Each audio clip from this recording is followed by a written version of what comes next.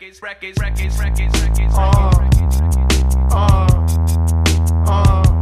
two. I am Louis Pasteur. Haha, oui.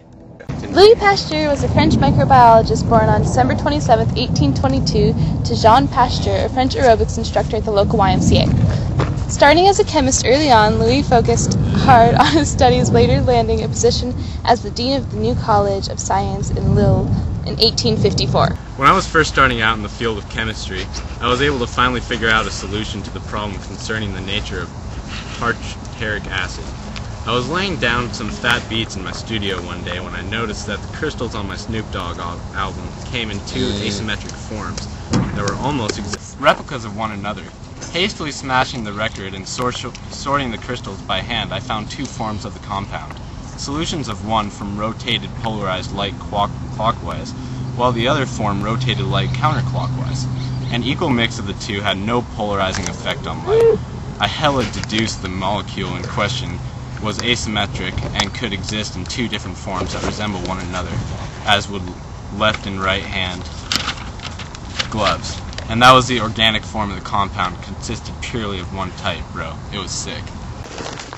Years later, Pasteur demonstrated that fermentation is caused by the growth of microorganisms, and that the growth of microorganisms in nutrient broths is not due to spontaneous generation. Honestly, I stumbled across this by accident.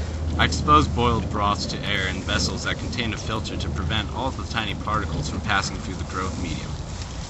And even in vessels with no filter at all, with air being admitted through a long tube that would not allow dust particles to pass, nothing grew in the broth, so I knew that living organisms from outside as bacteria and dust. Rather than spontaneously generating within the broth, this was my last and most important experiment, disproving the theory of spontaneous generation, as well as supporting the germ theory. Never will the doctrine of spontaneous generation recover from the mortal blow struck by this simple experiment.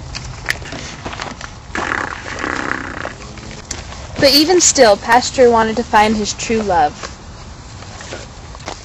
My wife, Marie Lauren, was beautiful, loving, and kind.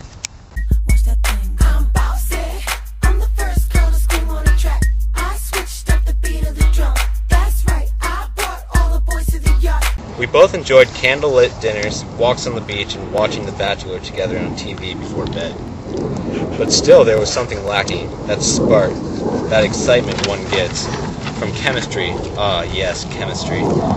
Throughout my life, I have always said, I have the faith of a Briton... What the f***? I have the faith of a... faith of a Breton God! I have the faith of a Breton peasant. I have the faith of a Breton peasant, and by the time I die, I hope to have the faith of a Breton peasant's wife. But with everything comes exception, and that came when I met Claude Bernard, the love of my life. I was out one day walking by the pastures when I saw a man studying a cow. I thought to myself, how odd, why is this man laying underneath a cow?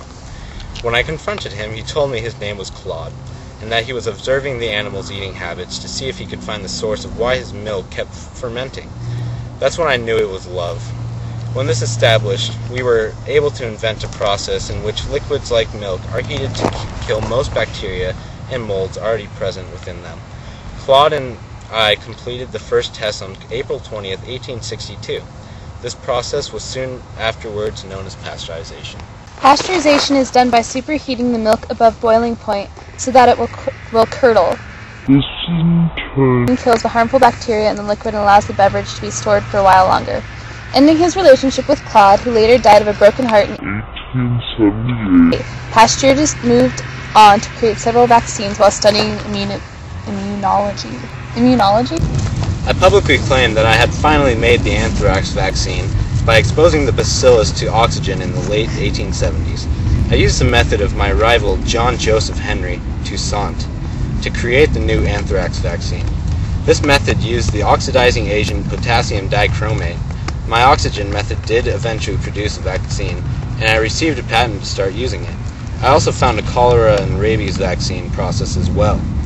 The rabies vaccine, though initially first invented by one of my colleagues, was produced by growing the virus in rabbits and then weakening it by drying the affected nerve tissue.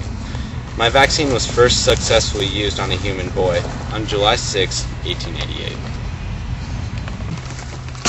In 1895, Pasteur died from complications of a series of strokes that he had started to get almost 30 years earlier in 1868. He died while listening to the story of St. Vincent de Paul, a priest of Notre Dame who he admired and sought to be like. He was buried in the Cathedral of Notre Dame, but his remains were reinterred in a crypt in the Institut Pasteur, Paris, where he is remembered for his glorious life-altering work. That was the best part of the whole thing. You put the boom boom into my heart. You send my soul sky high when your loving starts to the boogie into my brain. It goes to bang bang bang till my feet do the same. But something's bugging, something ain't right. My best friend told me what you did last night. You left me sleeping in my bed. Pasteurization could also be used on llama milk,